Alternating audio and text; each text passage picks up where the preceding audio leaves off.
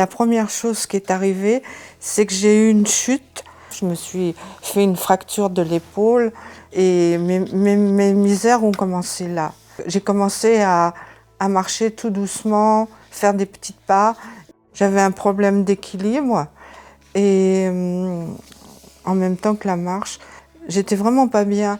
Donc on a décidé d'aller voir une neurologue et puis entretien avec une neuropsychologue.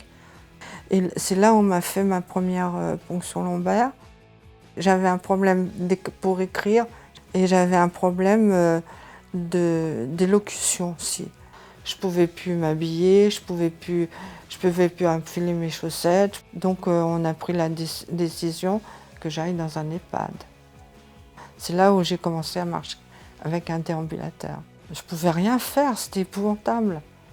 On a repris contact avec le docteur.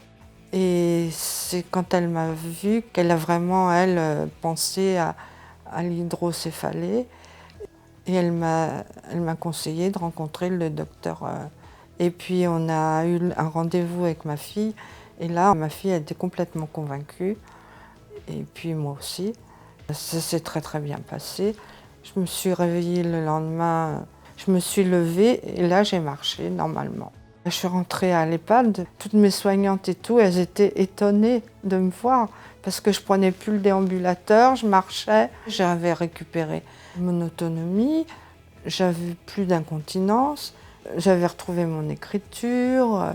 Non, c'était merveilleux. Il faut aller de l'avant, la rééducation c'est hyper important.